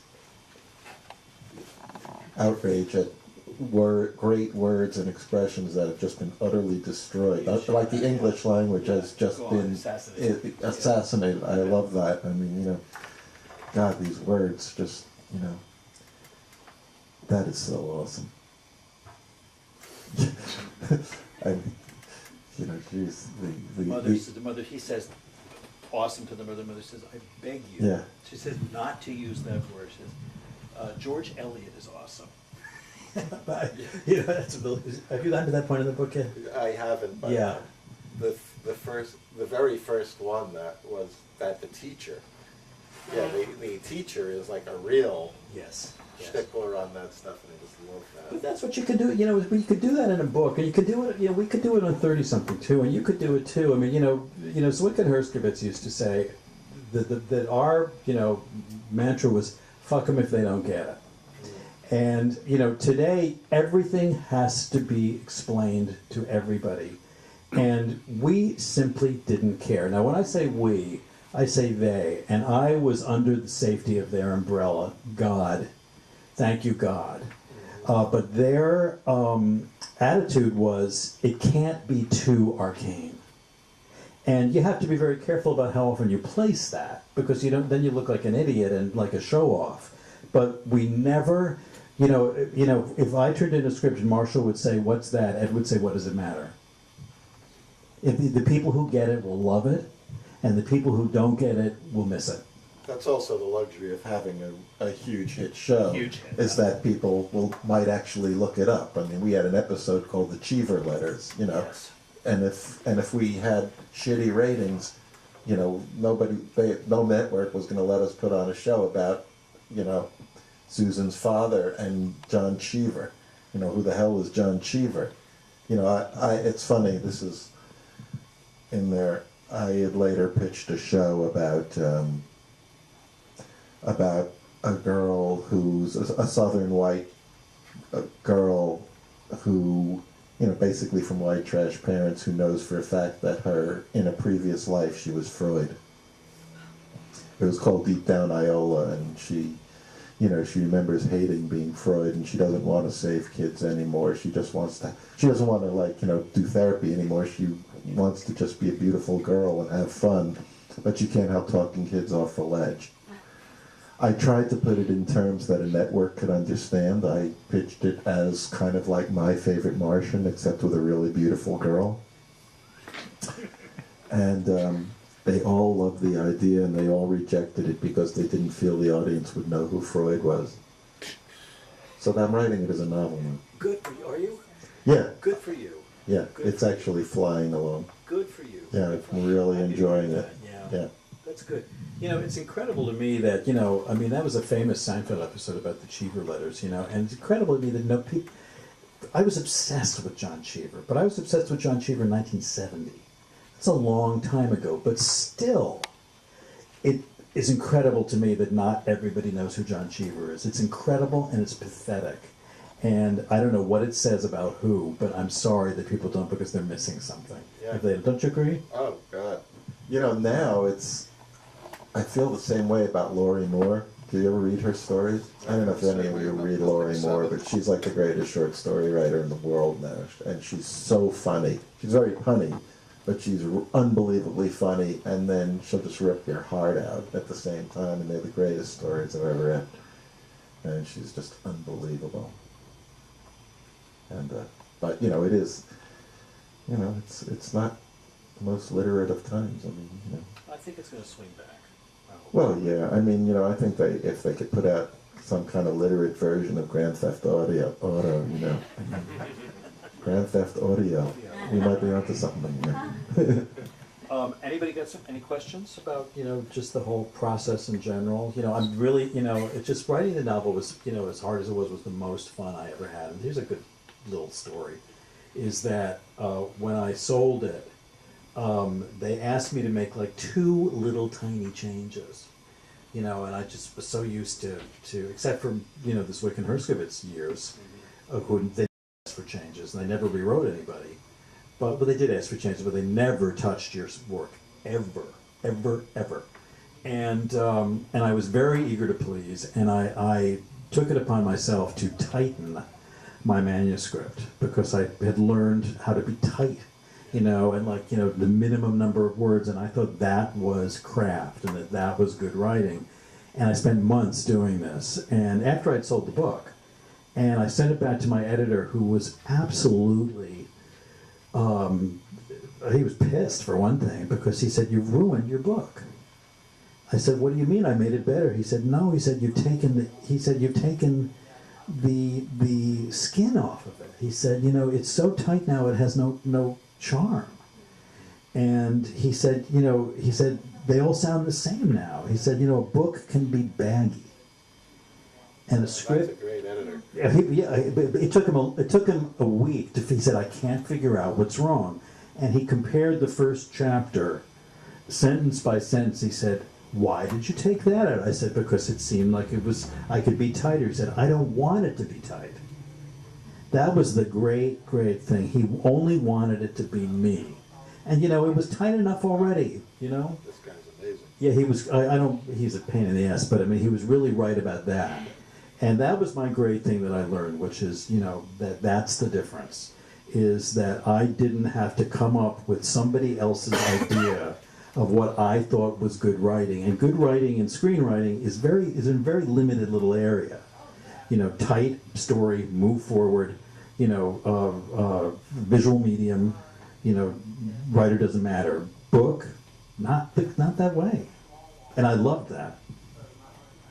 Yeah, I mean, for the most part, though, that brevity that you learn in TV is really helpful. It is helpful, yeah. And that was one of the few things that, like, working at a newspaper was good for, as far as, being in TV. I mean, I wrote for the Washington Post, and, you just really had, being concise was pretty much everything.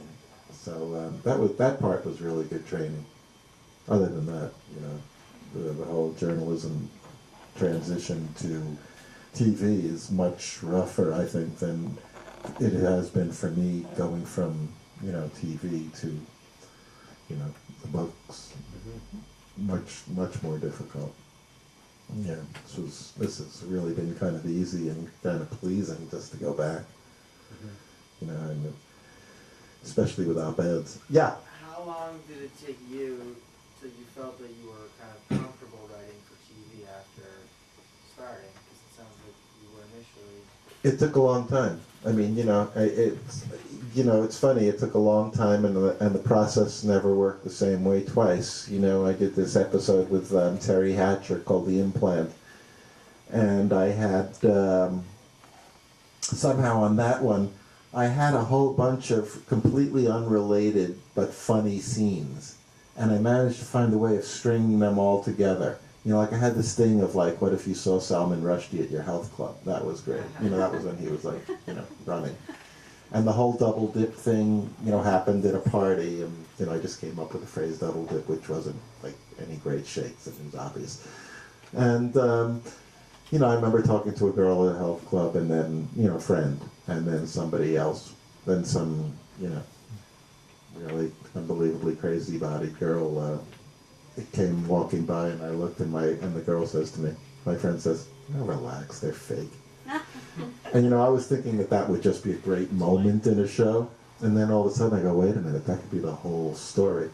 But so I had all these unrelated elements, and somehow I managed to string them together, and it became this great episode, and I said, oh my God, I finally got this licked. I know how to do it now. Just come up with funny things and find a way of connecting them. Never worked again.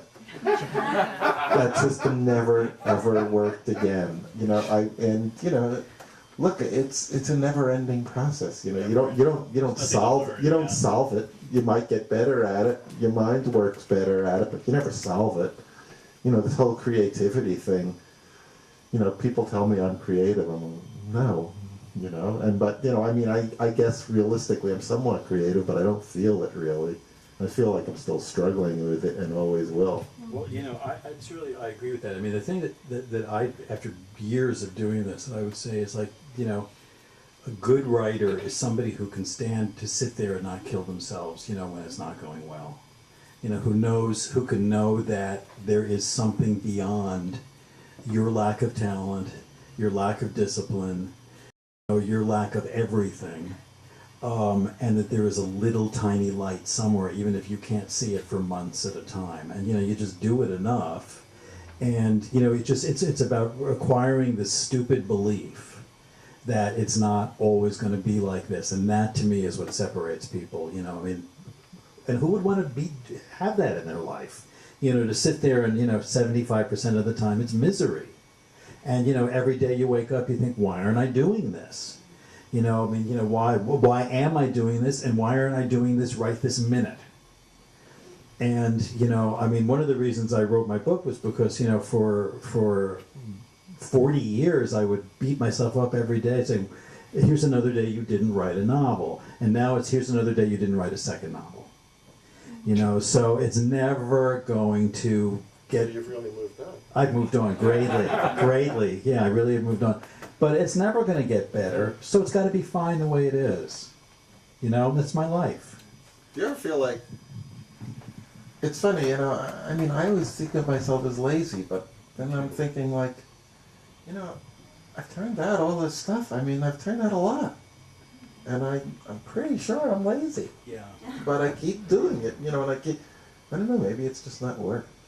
I read a book with Larry David had written something like all comedians or all writers are lazy, and that's how they come up with such good ideas. It's referring to Seinfeld. Yeah, well, Larry's very good at those kind of completely inaccurate generalizations. I would just say that I think all writers think they're lazy. Yeah. And there are some that are lazy, but all writers think they're lazy. I can't believe that Philip Roth thinks he's lazy. I bet he does. He probably does. I bet he does. I bet he does. And he seems so happy now that he's quit. Yeah. Yeah. Did anybody see that documentary? Yeah. He came across as totally great, I thought. Oh, God. Funny and, you know, and Yeah, I wrote, you know, when I wrote oh, you mentioned it, this op-ed piece about Philip Roth being on steroids and how he keeps getting away with it and is never mentioned. And he got back to me that he really liked the piece, and I sent him the first page of American Pastoral and told, you know, and got it to him. And he signed it. He just signed it, "Dear Peter, thanks for the boost."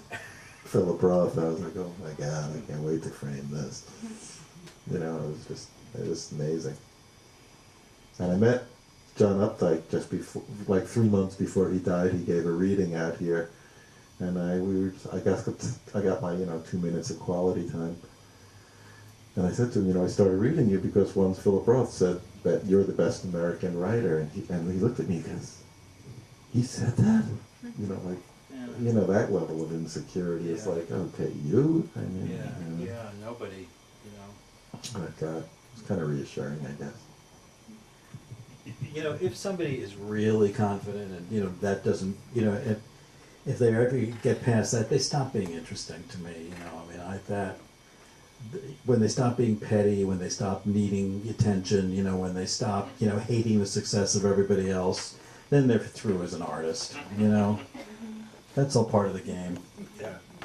Although the attention part, I swear to God, I don't, it stinks after a while. It does, actually. You get it, and then it sucks. But even like this is fun, because this is just like, you know, we're not promoting here, we're just Yeah. talking, you know. It's just, what was hard was like going out and promoting, you know, and like being so eager about getting people to sell it, and, you know, I just went for it, and I just realized, oh. I knew that there was a problem. I knew that it was like getting a little ridiculous when I actually did a radio interview over the phone radio interview, and during the interview, while talking about my book, I did the entire New York Times crossword puzzle. Yeah. During it, I mean, talk about multitasking. And it was like it wasn't like a Monday either, it was like a Thursday puzzle. It was a serious puzzle. Anybody want to jump in? Any questions? Okay, I have a question, Carol. I'm kind of interested in journalism because nobody reads it anymore, and I like what you're saying about the essay being hard. And I just thought about, you're talking about personalities engulfing the writing, overwhelming the writing, and Didion and these writers who were really shaking up journalism, changing journalism, it was almost as if the writing was overwhelming the subject. The craft was overwhelming. I don't know. I've heard people who are really disturbed by writers like Didion and the new journalism. And, you know, as a writer, I think this is beautiful. I think some essay writing and journalism is some of the best writing ever written. And yet journalists, to this day, I can hear them say this is just a horrible thing that the new journalists did. That there's a real code with some people who write journalism. They see journalism as going a certain way.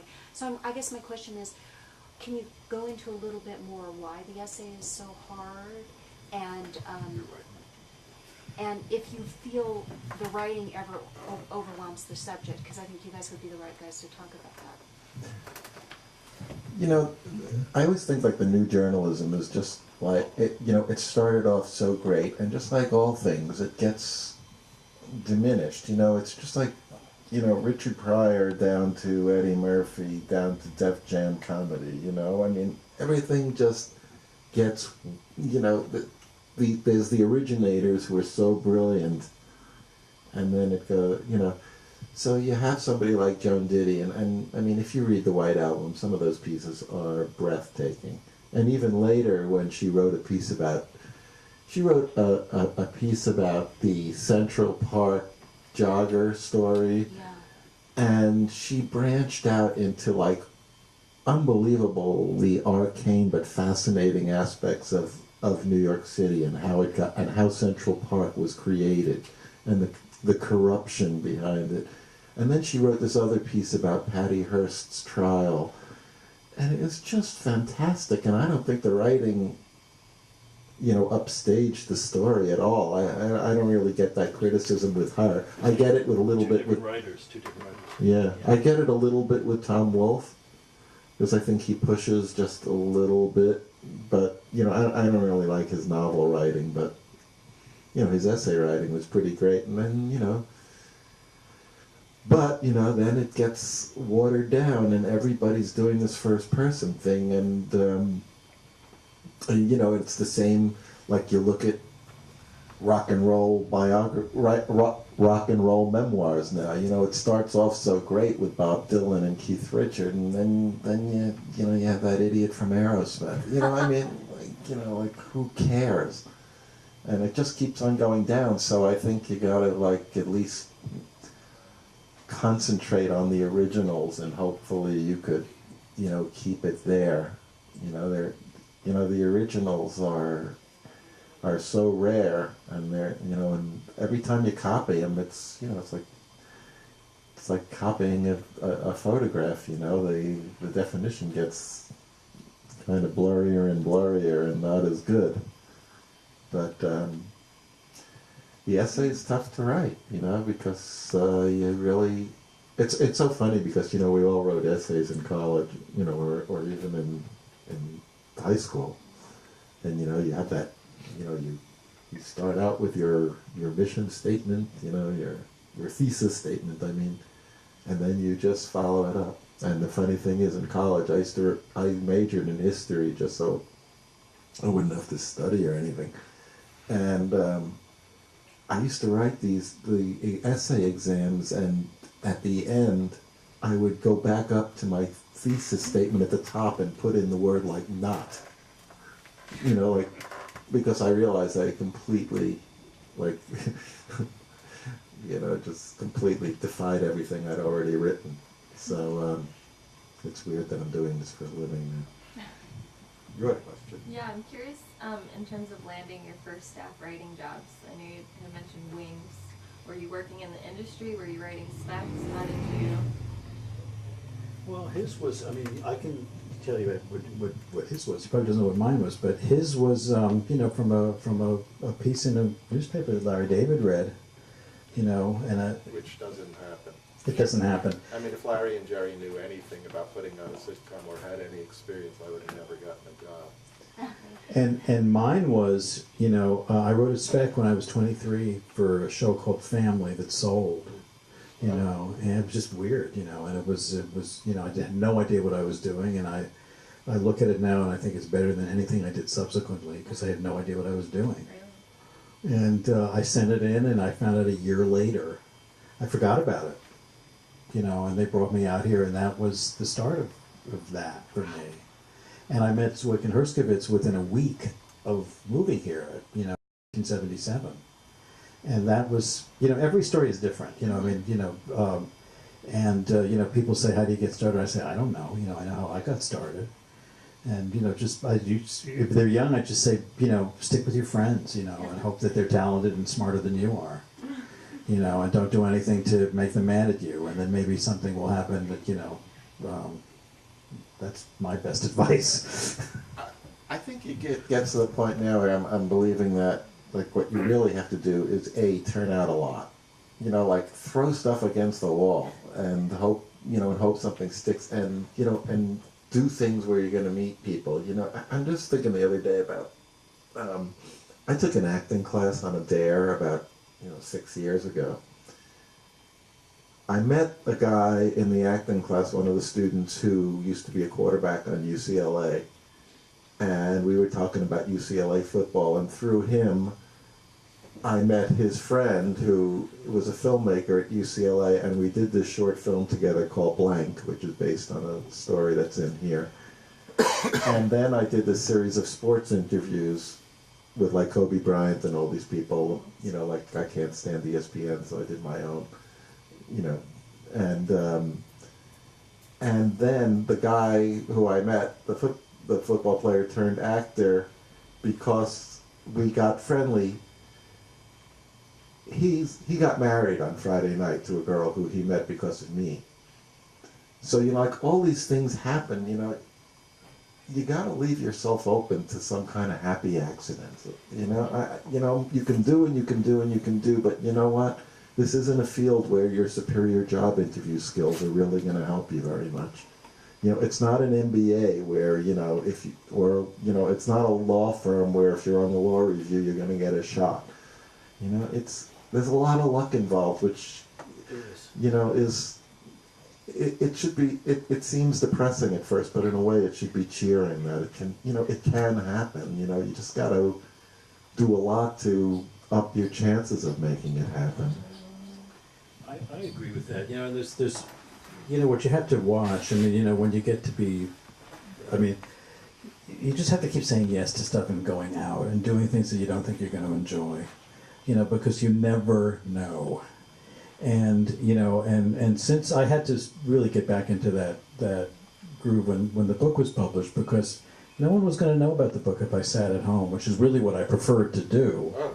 Everybody would prefer to sit at home, and every time I get into a car, I say, this is why I never want to go anywhere, because every time it's not as good as being at home. Sitting at home and doing nothing is really the most motivating factor in the world. It's great. It's great, but I once had a shrink when I lived in New York a million years ago who said, we have concluded after 4 years that you have met everybody who lives in your apartment. And you have to get out more. And, sometimes I'm good about it and sometimes I'm not, and I've just gone through like 9 months of saying yes to everything.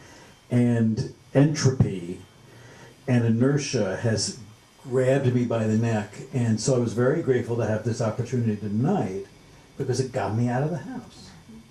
And I had fun, and I wanted to meet him and, and do this. But like, when I said yes to everything, everything was good.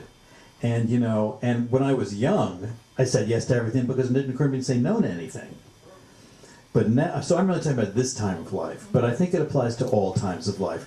And, I have, these young writers come to me and say, what should I do, what should I do, what should I do? And I said, this agent, that agent, blah, blah, blah, blah, blah. And I say, your life, if you wind up having one, or if you, or have the mixed blessing of having a career in show business, is going to come from the person who is the assistant to the beginning agent.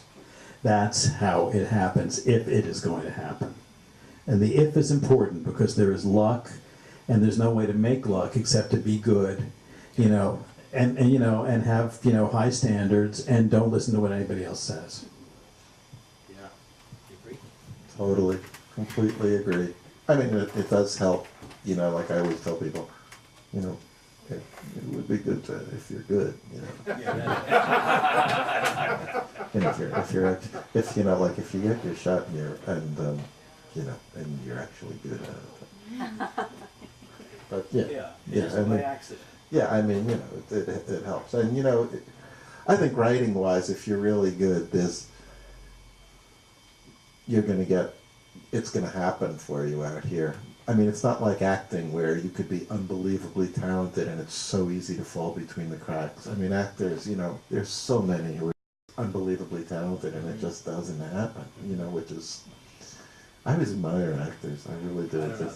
I don't know how they do it, boy. And and they're so, and I always love that cold professionalism that they kind of build up. They go to that audition, they get psyched up, they go in, they kick ass to the best of their ability, and then they go out and they forget it and they move on to the next. You know, and if they happen to get a call from their agent, so you got the part, they're like, oh, which one was that? I just love that, you know. I really admire actors. Do you think that about writers because of the numbers or because it's just harder? Because for one thing, I just don't think that there are as many good writers as there are good actors, you know, and you know, I mean, and there are other places. There are so many. You know, if you want to act, you know, it's one thing. You know, there are so many different. There are a lot of different forms of writing, and there are a lot of different places you can be to be a writer. You know, I mean, it's not like it is with acting, where if you happen to be the most beautiful girl in your tiny little town, you're obliged by law to move here. You know, which is obvious. I mean, you know, it's like, come on, they have to move here. It's like, you know, it's an economic necessity because, you know, the weather's so good that they could put the merchandise in the front window all year round. I mean, it's, you know, it's so basic, Keynesian, I think. Yeah. So, but, you know, writer, it's in Keynesian economics. Yeah. It's good. So, you know, but writers, you know, if you're good, I think you should be able to somehow find your way. I totally agree, you know, and it's like, you know, I feel, not sorry, because I wish I was in my 20s, but in some ways, but, you know, I know a lot of really talented young writers in their 20s who are so concerned about how are they going to get ahead, and I always say to them, I say, well, you don't know what I know, which is that if you're good, you will be found, and not because you're good, but because everybody is always looking. No one isn't always looking. And you be good, you will be found. There's not a lot of undiscovered great talent in Los Angeles. People are always looking. Yeah, true. Yeah, absolutely. You know, it's funny, I went to this comedy show recently where they get these, this is like the fourth one they had, where they actually have set up a comedy show in the backyard of the house in, you know, in Silver Lake. And all of a sudden they're getting like 90 people, and they're getting really good people. Mm-hmm. And you could see the ones who are going to make it. Mm-hmm. You know, you know, I saw this one kid who was just off the charts, brilliant. I swear to God, this kid is going to be a monster. And you could see the ones that aren't going to make it. Mm-hmm. And, you know, you see somebody like Sarah Silverman, you know, the first time you go, oh my God, this girl is just going to be through the roof. She is so brilliant. You know, I don't know if you find it that way, but I'm always like blown away by how great she is. Mm-hmm. And you know, she put a lot of work into it too. You know, I mean, her hand motion. If you watch her movie, like all her motions are so perfect in her. She uses her face so great and everything like that. And I'll never forget the first routine I ever saw her do is that, you know, when she was talking about like how she's so pro-choice, she and her boyfriend are so pro-choice that they decided that she would get pregnant just so she can have an abortion. And it wasn't working, so they went to get artificially inseminated. They had in vitro just so that, you know, like they went through the whole process just to get an abortion. I was like, how brilliant is that? I mean, she is just killer. I was just going to say to that is, you know, it's like it's unmistakable, and you know the you know, you look at Lena Dunham's, you know, things that she did when she was in college at Oberlin. It's unmistakable, you know. It's just, you know, and it's not. I don't think I'm just saying that in retrospect because she went on to, you know, do this series, but it's unmistakable. And you know, kids today, but anybody starting today, is they have different we had different advantages than they did, and they had different advantages than we do, you know, so it sort of balances out. But you know, there's these kids who are putting these little tiny web series on the internet, and I've seen a lot of them, and that's a pitch. Yeah. You know, that's not about a cult of personality in a room with some idiot. You know, I mean, that is where and the talent is unmistakable in the tiniest. In the thing that cost nothing, that was done with a little cell phone. It's unmistakable. Lena Dunham, boy. She's great. Oh, fantastic. And I just, she gets so much shit, Yeah. and there's so much jealous envy, surrounding her, but, she writes great dialogue, and, God, I just love her. I think she's just great. Just great.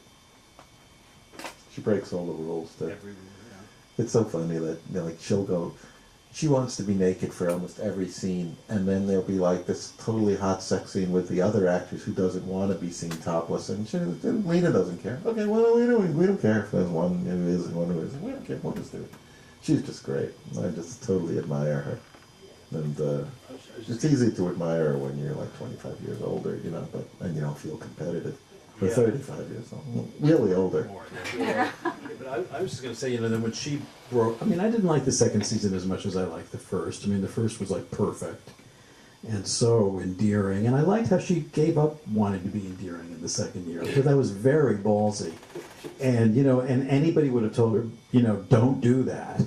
But she did it, and it was unpleasant. And I, looking at the second year as a whole, it's very brave. But the thing that pissed me off about when she broke through was, she has, famous parents. Well, I never heard of them. Yeah. And she had all these advantages. So what? There's a lot of rich kids, who are talentless. And I don't think it's hurting her, but I just think she's really interesting and a good director. Oh, she's great. She's great. Anything else? Anyone else? Or Yeah, here's a question. Would you guys ever get back into TV as like writers, or would you want to, and so would you not want to? Well, I'm doing that right now. That's. Oh, right, you have your Yeah, I don't really see it. I wrote a pilot recently, just kind of out of force of habit, just because I had a really good idea about a black couple who insists on wanting to adopt a white baby, because they want to adopt a baby, and the adoption people are always saying, "Oh, you're such great candidates, and there are so many black children in need," and they're like, "Well, why do we only get the black kids?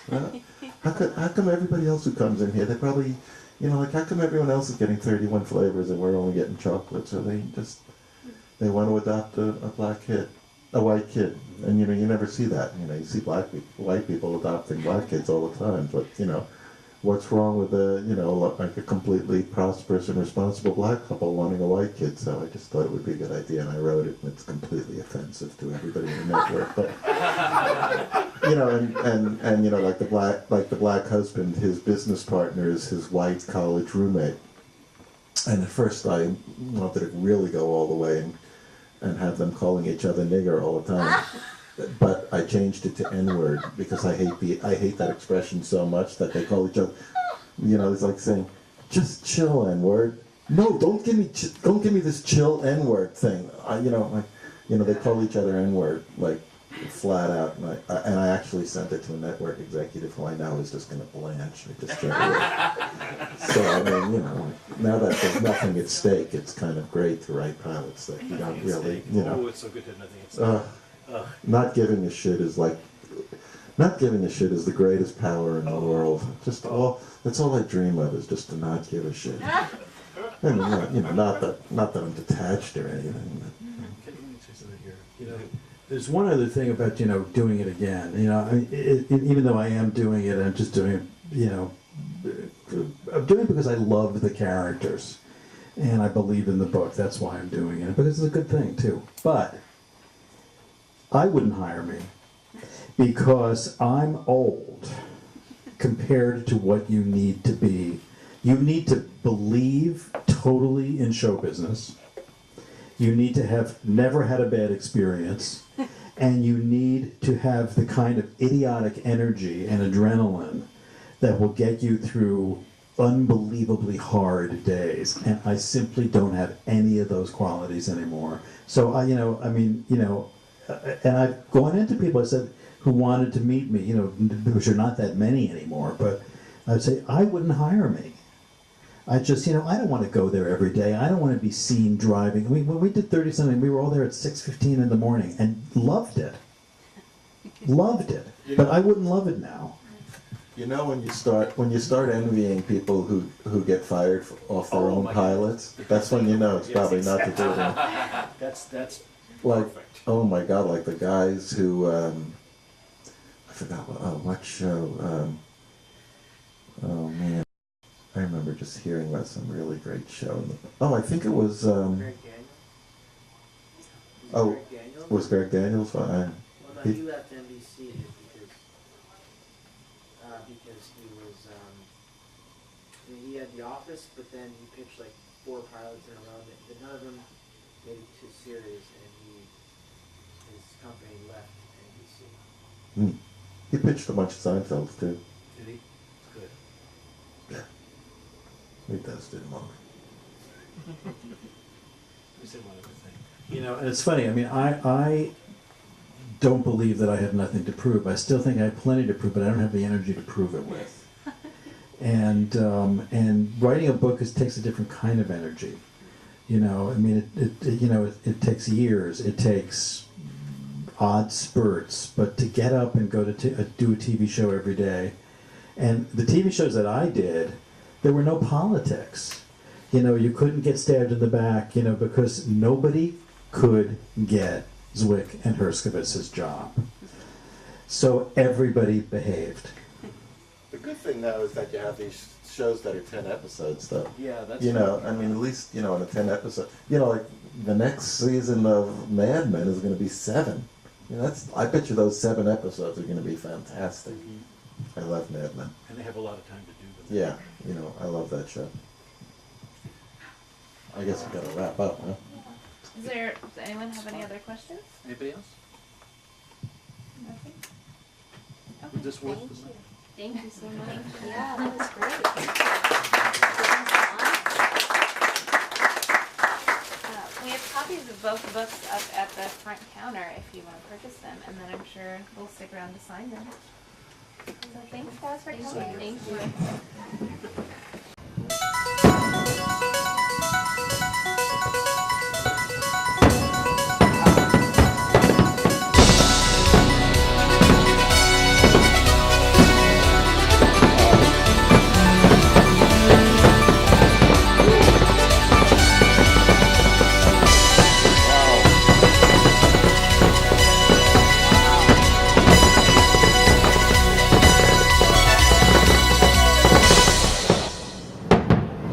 Fantastic. Yeah.